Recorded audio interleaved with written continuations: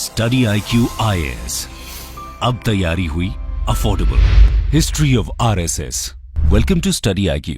मेरा नाम है आदेश सिंह। दोस्तों, 1925 में एक डॉक्टर ने एक ऑर्गेनाइजेशन बनाया जिसका एम था हिंदू सोसाइटी को ब्रिटिश अट्रॉसिटीज के अगेंस्ट तैयार करना। उस टाइम पर किसी ने भी नहीं सोचा था कि ये छोटा सा ऑर्गेनाइजेशन आगे चलकर वर्ल्ड का सबसे बड़ा नॉन गवर्नमेंट ऑर्गेनाइजेशन बन जाएगा। जी हां, हम बात कर रहे हैं राष्ट्रीय स्वयं सेवक संघ यानी RSS की, जो 2025 में 100 साल की हो जाएगी। RSS ये एक ऐसा नाम है जिसका जिक्र होते ही राजनीति के गलियारों की धड़कन बढ़ जाती है। ये समाज के भीतर कहीं न कहीं देश के सबसे बड़े परिवार के तौर पर अपनी पहचान करवाता है। लेकिन यहां सवाल ये नहीं है कि RSS का मतलब क्या है। सवाल यह है कि RSS क्या एक सामाजिक संगठन है या फिर राजनीतिक? यह सांस्कृतिक तौर पर काम करता है या फिर राजनीतिक तौर पर, या फिर इसका कुछ और ही काम है? तो चलिए जरा पीछे चलते हैं, कुछ इतिहास के पन्नों को टटोल लेते हैं और जानते हैं RSS का इतिहास क्या है और इसे क्यों बनाया गया। साथ ही ये भी कि आज इसका जिक्र करना इतना इंपॉर्टेंट क्यों है। आइए शुरू करते हैं। हिस्ट्री ऑफ राष्ट्रीय स्वयं सेवक संघ RSS। साल 1907। ये वो दौर था जब बंगाल में आजादी के संघर्ष के लिए क्रांतिकारियों ने अनुशीलन समिति के नाम से एक क्रांतिकारी संगठन खड़ा किया। नागपुर से डॉक्टर की पढ़ाई करने आए केशवराम बलराम हेडगेवार भी इस संगठन का हिस्सा बने और जेल भी गए। दादा भाई नौरोजी ने उस वक्त गर्म सोच के नायक लोकमान्य बाल गंगाधर तिलक को कांग्रेस में आने का न्योता दिया, तो हेडगेवार भी कांग्रेस में उनके साथ ही आ गए। हेडगेवार ने कांग्रेस के साथ काफी समय तक काम किया, लेकिन 1917 में टर्की के खलीफा की गद्दी छिन जाने के विरोध में पूरे हिंदुस्तान में खिलाफत मूवमेंट की शुरुआत हो गई और गांधी जी की अगुवाई में कांग्रेस ने भी इसका समर्थन किया। लेकिन डॉक्टर हेडगेवार को कांग्रेस द्वारा खिलाफत मूवमेंट से जुड़ने वाली बात परेशान कर रही थी। उन्हें ये बात अंदर ही अंदर चुभ रही थी, क्योंकि उन्होंने इसे मुस्लिम तुष्टीकरण की राजनीति माना। हालांकि नाराजगी के बाद भी डॉक्टर हेडगेवार कांग्रेस का हिस्सा बने रहे, बल्कि 1922 में नागपुर कांग्रेस अधिवेशन और 1925 के कोलकाता अधिवेशन में भी डॉक्टर हेडगेवार मौजूद थे। लेकिन इस घटना के बाद डॉक्टर हेडगेवार के दिमाग में कुछ और ही चल रहा था। उन्होंने अब मन बना लिया था कि वे एक ऐसी संस्था को फॉर्म करेंगे जो हिंदुओं के हितों को लेकर चले और आगे बढ़े। उन्होंने इसकी शुरुआत अपने घर से ही की। कहा जाता है कि शुरुआत में डॉक्टर हेडगेवार को सुनने के लिए सिर्फ 12 लोग ही पहुंचे थे, लेकिन 12 से 1200 बनने में वक्त नहीं लगा। धीरे धीरे समय बदलता गया और एक समय ऐसा भी आया जब हजारों की संख्या में लोग डॉक्टर हेडगेवार के विचारों से प्रभावित होने लगे थे और इसी के साथ अब संघ की स्थापना का रास्ता साफ नजर आ रहा था। डॉक्टर हेडगेवार के लिए यह काम इतना आसान नहीं था। इस रास्ते में कई सारी प्रॉब्लम्स पैर पसारे खड़ी थीं। कहा जाता है कि डॉक्टर हेडगेवार जी ने खुद शाखा लगाना शुरू किया। शाखा में योग, सूर्य नमस्कार, लाठी ट्रेनिंग के साथ साथ इंटेलेक्चुअल डिस्कशन को भी शामिल किया गया। धीरे धीरे लोग डॉक्टर हेडगेवार की बातों से प्रभावित होने लगे और उनके इस अभियान में जुड़ने लगे। कुछ ही समय में शाखा में आने वालों की संख्या कई गुना बढ़ गई। अब समय आ गया था जब डॉक्टर हेडगेवार ने संघ को ऑफिशियल रूप देने का सोचा। डॉक्टर हेडगेवार ने साल 1925 में नागपुर में विजयदशमी के दिन RSS की बुनियाद रख दी। धीरे धीरे महाराष्ट्र के कई इलाकों जैसे नासिक, पुणे, अमरावती, यावतमाल में संघ ने अपने पैर जमाने शुरू कर दिए और महाराष्ट्र के साथ साथ मध्य भारत में भी शाखा का विस्तार होना शुरू हो गया। लोगों का शाखा के साथ जुड़ना किसी बदलाव से कम नहीं था। ये एक ऐसा बदलाव था जिसको बनाया तो सामाजिक काम करने के लिए था, लेकिन आगे चलकर ये राजनीति का वो गोल चक्कर बना जिसके चारों तरफ ही राजनीति का ताना बाना बुना जाना था। संघ में लोगों की संख्या लगातार बढ़ रही थी, लेकिन महाराष्ट्र के बाहर अभी भी संघ का कोई खास असर नहीं था। संघ विस्तार के लिए तैयार था और महाराष्ट्र के बाहर पैर पसारने का मौका तब मिला जब डॉक्टर हेडगेवार को 1930 के आसपास बनारस हिंदू यूनिवर्सिटी जाने का मौका मिला। डॉक्टर हेडगेवार BHU आए और पंडित मदन मोहन मालवीय से बात की।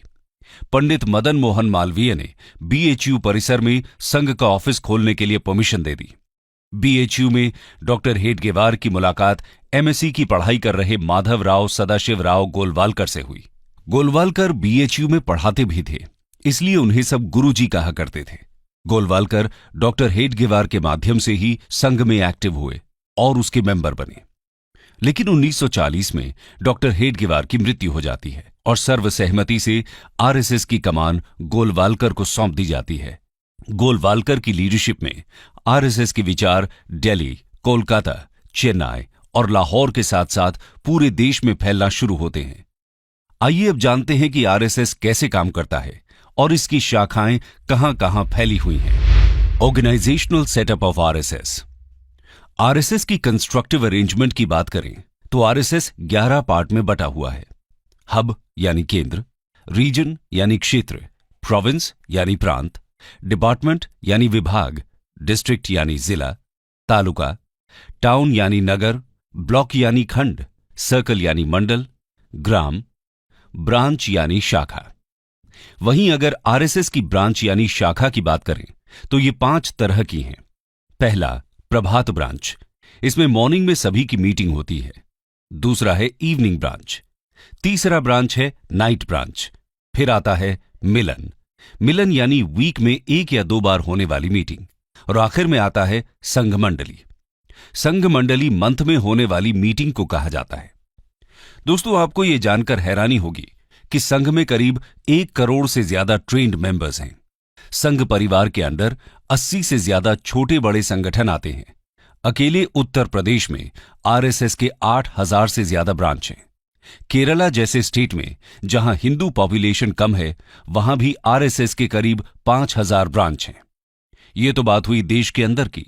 वहीं दुनिया के 40 से ज्यादा कंट्रीज में आरएसएस की 57,000 ब्रांचेस हैं। इसके साथ ही इन सभी ब्रांचेस में डेली 50 लाख से ज्यादा मेंबर्स आते हैं। देश की हर तहसील और 60,000 गांवों में हर रोज संघ की ब्रांचेस लगती हैं। आप सोच रहे होंगे ये ब्रांचेस क्या हैं? तो बता दें कि ब्रांच या शाखा सुबह शाम होने वाली मीटिंग को कहा जाता है, जो किसी भी खुले ग्राउंड में 1 घंटे की लगती है। इन्हीं ब्रांचेस को आरएसएस की बुनियाद माना जाता है और इसी वजह से इतना बड़ा आरएसएस संगठन चल रहा है। यहां रोज सुबह शाम शाखा का आयोजन होता है, जहां सारे वॉलंटियर्स एक दूसरे से मिलते हैं। इस दौरान सभी प्रेयर करते हैं, योग और गेम्स खेलते हैं। साथ ही ये लोग प्रेयर और कल्चरल एस्पेक्ट्स पर चर्चा भी करते हैं। इसके साथ ही यहां सरसंघ चालक को चुना जाता है और हर सरसंघ चालक अपने नेक्स्ट सरसंघ चालक को अनाउंस करता है। प्रेजेंटली आरएसएस के सरसंघ चालक श्री मोहन भागवत हैं। बता दें कि जो संघ में अपने मन से आता है उन्हें स्वयं सेवक कहा जाता है। इसके अलावा अगर हम इसके विस्तार की बात करें तो आज पूरे वर्ल्ड में आरएसएस की करीब 55 सब्सिडियरी ऑर्गेनाइजेशंस हैं, जैसे भारतीय जनता पार्टी, बजरंग दल, हिंदू जागरण मंच, इंडियन फार्मर्स एसोसिएशन, हिंदू स्वयं सेवक संघ, राष्ट्र सेविका समिति, all India world council, Vidya Bharati, Saraswati Shishu मंदिर, वनवासी कल्याण आश्रम, मुस्लिम नेशनल फोरम, नेशनल सिख संगत, वर्ल्ड डायलॉग सेंटर, स्वदेशी जागरण मंच, लघु उद्योग भारती, विवेकानंद केंद्र, इंडियन लेबर यूनियन, सेवा भारती, विश्व हिंदू परिषद एटसेट्रा। लेकिन आरएसएस का काम क्या है और भारतीय समाज में इसका क्या योगदान रहा है, आइए जानते हैं। Functions and contributions of RSS. दोस्तों, आरएसएस समाज सेवा और सुधार के साथ साथ राहत और रिहेबिलिटेशन के काम करता है। ये काम डिजास्टर साइट और जरूरतमंद इलाकों में संघ के वॉलंटियर्स देते हैं। इसके अलावा देश में कास्टिज्म को खत्म करना और कल्चरल नेशनलिज्म को बढ़ाना भी संघ का मकसद है। इसके लिए संघ मैगजीन निकालता है, जिन्हें लाखों लोग पढ़ते हैं। इनमें मेन मैगजीन, ऑर्गेनाइजर और पंचजन्य है। इसके अलावा संघ टीनेजर्स और चिल्ड्रन के लिए देवपुत्र नाम की मैगजीन भी निकालता है। अगर बात करें आरएसएस के अभी तक के योगदान की, तो भारत में कश्मीर विलय के वक्त जब नेहरू सरकार कुछ असमंजस की स्थिति में थी, तो उस वक्त सरदार पटेल द्वारा हेल्प मांगने पर आरएसएस प्रमुख गुरु गोलवालकर ने ही महाराजा हरि सिंह से बात की थी। जिसके बाद महाराजा हरि सिंह ने विलय के लिए दिल्ली लेटर भेजा था। इसके अलावा दादरा और नगर हवेली और गोवा के भारत में विलय के दौरान भी संघ ने बहुत इंपॉर्टेंट रोल प्ले किया था। 22 जुलाई 1954 को दादरा को पोर्चुगीज से मुक्त कराया गया था। 28 जुलाई को आरएसएस लीडर वाकनकर की लीडरशिप में स्वयंसेवक्स ने नारोली पुलिस स्टेशन पर हमला बोल दिया और पोर्चुगीज स्टाफर्स को ओवरपावर करते हुए उन्हें सरेंडर करने के लिए मजबूर कर दिया। लिबरेशन फोर्सेस को इस तरह आगे बढ़ता देख पोर्चुगीज फोर्सेस कैप्टन विर्गिलियो फिडाल्गो के नेतृत्व में राजधानी सिल्वासा की तरफ रिट्रीट कर चुकी होती है। लिबरेशन फोर्सेस फिडाल्गो से सरेंडर करने के लिए कहते हैं और इनके मना करने पर बड़ी संख्या में आरएसएस स्वयंसेवक्स और लिबरेशन फोर्सेस के बाकी मेंबर्स सिल्वासा की तरफ मार्च करते हैं। पोर्चुगीज भाग जाते हैं और स्वयंसेवक 2 अगस्त 1954 की सुबह पोर्चुगीज का फ्लैग उतारकर भारत का तिरंगा यहां फहराते हैं। इस तरह पूरा दादरा नगर हवेली पोर्चुगीज के कब्जे से मुक्त कराकर भारत सरकार को सौंप दिया जाता है। 1962 में जब इंडो चाइना वॉर हुआ, उस वक्त भी संघ ने आगे आकर आर्मी की हेल्प की। आर्मी रूट्स पर नजर रखना, एडमिनिस्ट्रेशन की हेल्प, आर्मी का खाने का इंतजाम करना और साथ ही साथ आर्मी फैमिलीज की हेल्प करने जैसे काम आरएसएस द्वारा किए गए। उनके इस काम को पूरे देश के लोगों ने अप्रिशिएट किया। आरएसएस के इस काम को देखते हुए पीएम नेहरू ने 1963 के रिपब्लिक डे परेड फंक्शन में स्पेशली आरएसएस को इनवाइट किया। 2 दिन के नोटिस पर 3000 स्वयं सेवक ने अपनी यूनिफॉर्म में राजपथ पर मार्च पास्ट किया। इतना ही नहीं, 1965 में इंडो पाक वॉर के दौरान भी तत्कालीन पीएम लाल बहादुर शास्त्री ने संघ को याद किया था। उस वक्त घायल जवानों को सबसे ज्यादा ब्लड संघ के ही स्वयं सेवकों ने दिया था। साथ ही कश्मीर में एयर स्ट्रिप्स से स्नो हटाने का काम भी संघ के स्वयं सेवकों ने ही किया था। इसके अलावा 1971 में ओडिशा में आए भयानक साइक्लोन से लेकर भोपाल गैस ट्रेजेडी तक, 1984 में सिख दंगों से लेकर Gujarat earthquake, tsunami catastrophe, Uttarakhand floods और कारगिल वॉर में घायल लोगों के रेस्क्यू ऑपरेशंस तक संघ ने आगे आकर अपनी सेवाएं दी। हमेशा संघ ने आगे फोर फ्रंट में खड़े हो लोगों की सेवा की है और सिर्फ इंडिया ही नहीं, इवन नेपाल, श्रीलंका और सुमात्रा में भी संघ ने अपनी सेवाएं दी हैं। आरएसएस द्वारा इतना सब करने के बावजूद वो हमेशा कंट्रोवर्सी में फंसती रहती है। उस पर हमेशा से राजनीति में हस्तक्षेप करने के इल्जाम लगते रहे हैं और इसे सरकार द्वारा बैन करने की मांग उठती रही है। आइए जानते हैं इसे कब कब बैन किया गया है। When was RSS banned? दोस्तों, समय समय पर आरएसएस आलोचना और विवादों में घिरता रहा है। पहली बार जब 1948 में नाथुराम गोडसे ने महात्मा गांधी की हत्या कर दी तो पंडित नेहरू ने इसके लिए आरएसएस को जिम्मेदार ठहराया और इसे बैन कर दिया गया। दूसरी बार 1975 में इंदिरा गांधी ने जब देश में नेशनल इमरजेंसी लगाई थी, उस वक्त भी आरएसएस पर बैन लगा दिया गया था। तीसरी बार 1992 में जब बाबरी मस्जिद को गिरा दिया गया, उस वक्त आरएसएस को बैन किया गया।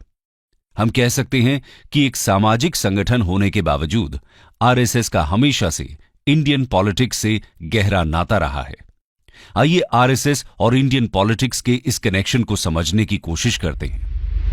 RSS and politics. आजादी से पहले और आजादी के बाद भी आरएसएस पॉलिटिक्स से न चाहते हुए भी जुड़ा रहा है। 1975 में इमरजेंसी के वक्त आरएसएस का नाम बड़े लेवल पर पॉलिटिक्स में दिखा। इसके अलावा यह भी बहुत कम लोग जानते हैं कि राजीव गांधी को भी एक वक्त पर आरएसएस के आगे झुकना पड़ा था। दरअसल ये बात 1989 की है, जब राम जन्मभूमि को लेकर छिड़े विवाद में राजीव गांधी को अपनी सत्ता जाती दिखाई देने लगी थी। उस वक्त राजीव गांधी ने आरएसएस से अयोध्या को लेकर बात करने की कोशिश की थी, लेकिन आरएसएस ने राजीव गांधी से किसी तरह की बात करने से मना कर दिया था। संघ उस समय अयोध्या को राजनीति में नहीं घसीटना चाहती थी, जिसके बाद राजीव गांधी सत्ता से बेदखल हो गए।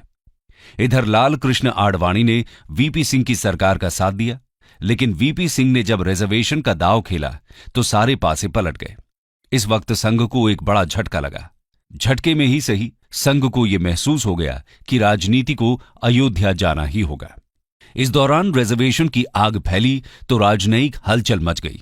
संघ भी एक्टिव हुआ और विश्व हिंदू परिषद के साथ मिलकर अयोध्या राम जन्मभूमि आंदोलन में साथ देने का फैसला कर लिया।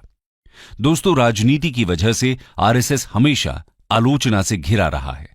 ऐसा इसलिए क्योंकि आरएसएस वीर सावरकर की आइडियोलॉजी फॉलो करता है, जिसकी वजह से आलोचकों ने हमेशा से संघ को right wing fascist radical Hindu organisation कहा है, जबकि आरएसएस पॉलिटिकल अपीसमेंट के खिलाफ हिंदुओं के हितों को उठाता है। देखा जाए तो आरएसएस की कोई सेट मेजर फिलॉसफी नहीं है, लेकिन आरएसएस 4 तरह की मेन फिलॉसफीज को फॉलो करता है। पहला, अखंड भारत। आरएसएस का मानना है कि आदिकाल से बांग्लादेश, पाकिस्तान, श्रीलंका, म्यांमार, अफगानिस्तान और ईरान तक भारत फैला हुआ था। ये सब अखंड भारत का हिस्सा हैं। दूसरा है इंटेग्रल ह्यूमनिज्म। ये फिलॉसफी दीनदयाल उपाध्याय जी ने दी थी। इस फिलॉसफी के अंतर्गत इंसानियत को सबसे आगे रखने की बात कही गई है। साथ ही ग्रामीण विकास, सोशल डेवलपमेंट और रियलिस्टिक मॉडल को अपनाने पर जोर दिया गया। थर्ड है हिंदुत्व, यानी हिंदू धर्म को सर्वोच्च मानना। आरएसएस का मानना है कि भारत में निवास करने वाले सभी लोग कहीं न कहीं हिंदू धर्म के ही फॉलोअर्स हैं। संघ तिरंगे की जगह भगवा ध्वज को अपने कार्यक्रम में यूज करता है। इसी वजह से उसके ऑफिस पर तिरंगा नहीं फहराया जाता। अक्सर इस वजह से आरएसएस कंट्रोवर्सी में फंसता रहता है। आरएसएस सबसे ऊपर भगवा ध्वज को मानता है। आरएसएस समय समय पर राजनीति में भी एक्टिविटी दिखाता रहता है। बीजेपी में कई बड़े लीडर्स संघ से ही निकले हैं। अब चाहे वो लेट श्री अटल बिहारी वाजपेयी हों, लाल कृष्ण आडवाणी हों, हमारे होम मिनिस्टर अमित शाह हों या फिर देश के पीएम नरेंद्र मोदी। इसीलिए इनके कार्यों में संघ की आइडियोलॉजी की छाप देखना कोई हैरानी की बात नहीं कही जा सकती। कंक्लूजन। तो दोस्तों, एक कमरे से स्टार्ट हुआ यह संघ आज पूरे भारत में ही नहीं बल्कि पूरी दुनिया में फैला हुआ है। आज आरएसएस 97 इयर्स का हो चुका है। दुनिया में शायद ही किसी संगठन की इतनी आलोचना हुई होगी जितनी आरएसएस की हुई है, लेकिन इसके बावजूद आरएसएस आज भी अपने विचारों को लेकर डिटरमिन्ड है और अपने मोटो को लेकर आगे बढ़ रहा है। आज आरएसएस की पॉपुलैरिटी इतनी ज्यादा है कि आप भारत के किसी भी कोने में हो, आपको इसके होने का एहसास हो ही जाएगा।